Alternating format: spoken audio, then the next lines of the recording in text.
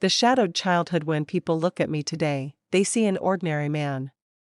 My name is Alex Thompson, and at 30 years old, I live a quiet, uneventful life. I teach middle school English, and my days are filled with lessons about Shakespeare, Dickens, and all those classic authors who could capture the deepest truths of human hearts with a single line. My evenings are spent in my modest apartment, surrounded by the steady hum of my old refrigerator and the warm glow of a reading lamp. Sometimes I play soft podcasts to keep me company, and other times I just sit with my books, losing myself in their worlds. From the outside, I suppose my life seems balanced, calm, maybe even peaceful. But what most people don't know is that behind that calm, I carry wounds I've never shown anyone, wounds that began in my childhood, when love felt like something I had to beg for and belonging was always just out of reach. Growing up in the Thompson household was like living in a story I didn't belong to. To the outside world, we were the perfect family. My father, Robert Thompson, was everything the town admired: sharp suits, loud laughter, and a reputation as one of the most successful architects around. When he walked into a room, people noticed. He had this way of taking up all the space, and I can't remember a single moment when anyone dared to challenge him. My mother, Elena, was the opposite. Gentle, quiet, with kind hazel eyes that always seemed a little sad, she spent most of her time in the garden or in the kitchen, baking pastries so delicate they looked like they belonged in a magazine. She had a soft touch, a comforting smile, but she avoided conflict like it was fire. And then there were my brothers, 3 of them, each one shining like a jewel in my father's crown. David, just 3 years younger than me, had the charisma that could win over any crowd. He went into finance and could talk about numbers in a way that made people lean in with admiration. Robert beamed at him like he was the future of the Thompson legacy.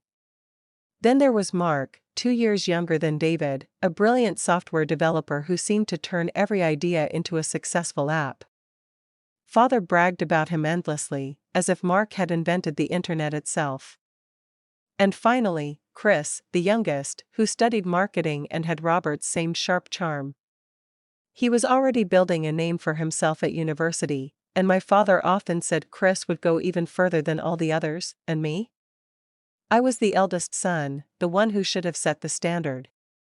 But in Robert's eyes, I was always the disappointment. No matter what I achieved, it never seemed to matter. I remember one birthday in particular. I was 14 then. For weeks, I worked on a project that meant everything to me. It was a scale model of a historical landmark, carefully researched and built piece by piece. I thought if I gave it to my father, he would finally see me. I wanted him to be proud of me the way he was proud of my brothers. When the day came, I presented it to him with trembling hands. He barely looked at it before muttering, "Impractical nonsense. You should be focusing on something useful." And that was it. No smile, no appreciation. The model ended up in the attic, forgotten, collecting dust. I never mentioned it again. But inside, something cracked. Moments like that piled up, each one leaving its mark. My excellent grades in school, the essays that teachers praised, the awards I quietly won, none of it mattered at home. Robert wanted sons who commanded attention, who carried on his legacy. David gave fiery speeches, Mark created things that made money, Chris mirrored Robert's confidence. I was the quiet one who liked books. I was the one who mumbled like a failure, as Robert would bark across the dinner table. He'd tell me to learn from your brothers or speak like a man. Every word chipped away at me, until I started to believe I wasn't enough. My mother tried to comfort me in her quiet way. I still remember how, when I was 13, I accidentally broke Robert's prized crystal vase while playing. He exploded, calling me clumsy and worthless. I held back tears, swallowing the shame. When he stormed out, my mother brought me a cup of tea and whispered, "He's just tense, dear." She hugged me when she could, in secret, because she was too afraid to speak up in front of him. Her silence protected her, but it left me alone in the storm. Holidays were the hardest. At Easter or family reunions, the whole house buzzed with laughter, music, and endless toasts. Robert would raise his glass and celebrate his true sons, showering David, Mark, and Chris with pride. I sat there quietly, my achievements invisible. Once, when I tried to share that I had won a writing competition, the room erupted in laughter after Robert joked, "Alex, still lost in those fairy tales?" Everyone chuckled, but for me it felt like a knife. Those gatherings taught me how to disappear in plain sight. I learned that being invisible was safer than being mocked. Still, deep down, I kept asking myself, why? Why did he treat me so differently? Why was I never enough? I didn't dare ask out loud, but the question haunted me like a shadow that followed me everywhere. When I turned 18, I couldn't take it anymore. I packed my bags and left for college. Teaching wasn't my first dream, but it was a refuge. It was safe. In books, I found a kind of family I never had at home, voices that spoke to my soul, stories that reminded me I wasn't completely alone. Becoming an English teacher gave me stability, a life where I didn't have to compete for attention or measure up to impossible expectations. But the truth is, my choice wasn't just about passion. It was about escape. It was about building a life far enough away from Robert's voice, yet close enough that his shadow still followed me. Even now, years later, his words echo in my head whenever I doubt myself. Whenever I wonder if I've done enough. My apartment, my routines, my carefully built independence, it's all a shield against those memories. But shields don't erase scars. Sometimes, when the phone rings with a family call or a holiday rolls around, I feel that old ache again. I hear Robert's voice in my mind, reminding me I'm the outsider, the odd one out. And in the quiet moments, I can't help but feel there's something missing, something I've never been told. As if all those years of rejection weren't just about me not being good enough, but about something deeper, something no one had the courage to say. I carried that suspicion quietly, never daring to give it a voice. But life has a way of bringing hidden truths to the surface. Little did I know, the answers I'd been searching for all my life were waiting for me, just around the corner. And when they came, they would change everything. For years, I thought my story was about being invisible. About living with scars and trying to find meaning in them. But I was wrong. My story was only beginning, and the shadowed childhood I carried was about to meet the light of a truth I never saw coming. The fateful night and unraveling secrets. It happened on an ordinary evening, the kind of evening that begins with nothing more than tired footsteps and a longing for bed. I had just finished a long parent-teacher conference at school, the kind that drags past dinner and leaves you drained of every ounce of energy. By the time I got into my old sedan, the clock was already brushing past 9. My eyes burned with fatigue, and my body begged for rest, but my mind was restless. The undercurrent of family memories I could never escape weighed on me more than the exhaustion itself. I switched on the radio to fill the silence, letting soft jazz hum in the background as I drove. The city was unusually quiet, the streets mostly empty except for the occasional flicker of headlights. I decided to take a shortcut through an older district, one of those dimly lit neighborhoods that people usually avoid at night. My only thought was saving a few minutes. But those minutes would change everything. As I turned into a narrow lane, the stillness of the night was suddenly broken by harsh, guttural sounds, groans, curses, and the thud of blows landing against flesh. My hands tightened on the steering wheel. At first, I thought maybe it was some late-night brawl between drunk strangers. But as my headlights cut deeper into the lane, I saw something that made my heart stop. Under a flickering lamppost, a man in a tailored overcoat lay crumpled on the ground. 3 figures circled him like vultures, landing kick after kick, their cruel laughter echoing against the walls. Blood glistened under the pale light, trickling from his mouth, staining the pavement dark. My first instinct was fear. I wasn't built for confrontation. I had spent my whole life learning to stay quiet, to stay out of the way, to avoid conflict.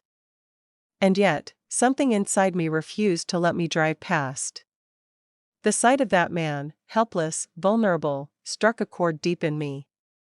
I thought of myself as a boy, powerless under my father's voice, always beaten down, never defended.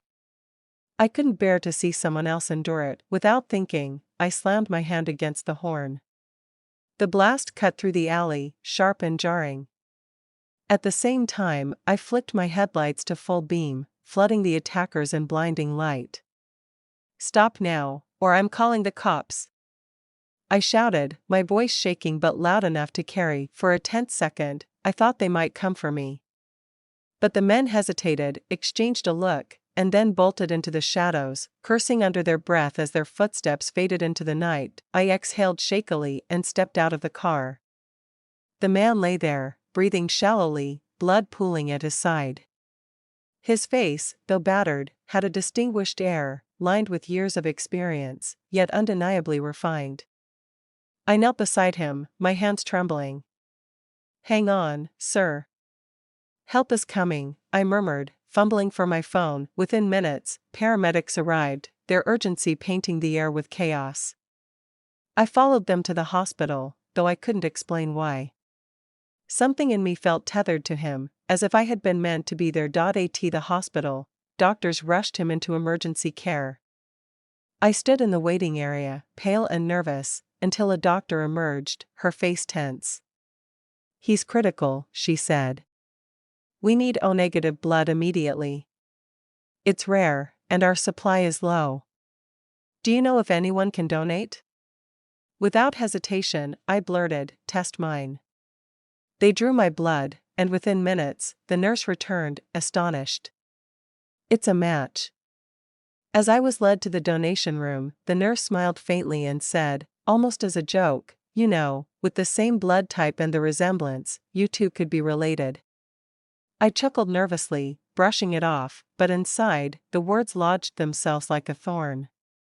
Related. Resemblance. The coincidence unsettled me. By dawn, the man was stable, and I stumbled out of the hospital, drained and confused. I told myself it was just chance, that was all. But life rarely deals in coincidences without reason. The very next morning, as I sat in my favorite corner diner, clutching a steaming cup of coffee, the television blared breaking news: Victor Lang, CEO of Lang Luxury Hotels, survives brutal mugging thanks to a Good Samaritan. I froze. The screen showed the man I had saved, his picture smiling confidently in a corporate portrait. Victor Lang. A name I knew well, not because I followed business, but because everyone knew it. He was a self-made empire builder, a man whose hotels dotted the globe, a symbol of wealth and power. I stared at the screen, my mind racing. Why did he feel so familiar to me? Why did that word, related, echo in my head like a haunting refrain? 2 days later, my phone rang. I didn't recognize the number, but when I answered, a gravelly voice spoke. "Is this Alex Thompson?" "This is Victor Lang. You're the one who saved me. I want to thank you. Will you meet me for coffee?" I agreed, though nerves twisted in my stomach. We met at a quiet bistro, and I was struck by how different he looked in person. Gone was the polished CEO from the magazine covers. He carried himself with quiet strength, but his eyes were searching, thoughtful. We talked for hours, far longer than I expected. He asked about my life, my family, my work. I told him about teaching, about my love for books. He listened intently, almost as if every word mattered. When I mentioned my mother's name, Elena, something in him shifted. He froze for a moment, his coffee cup suspended in midair. His eyes flickered with recognition, with something deeper, something unspoken. Then he quickly masked it with a small smile. "Coincidence," he murmured, though his voice betrayed him. As we parted, he borrowed my scarf, saying he had forgotten his own. It struck me as odd, but I didn't think much of it at the time. 2 weeks later, he called me again. His voice was steady, almost heavy. "Meet me at the park," he said. When I arrived, he handed me an envelope. Inside was a document that made my world tilt on its axis, a DNA report. I read the words again and again, hardly believing them. Paternity, 99.9% confirmed. I looked up at him, my hands shaking. What does this mean? His expression was solemn, his voice low. It means, Alex, that I am your biological father. Robert is not. The world seemed to spin. Pieces of my life, my father's disdain, my mother's quiet sadness, my endless questions, suddenly fell into place. The rejection, the alienation, the feeling of never belonging, it all made sense now. Emotions crashed over me: anger, betrayal, relief, confusion. I thought of my mother, carrying this secret for decades.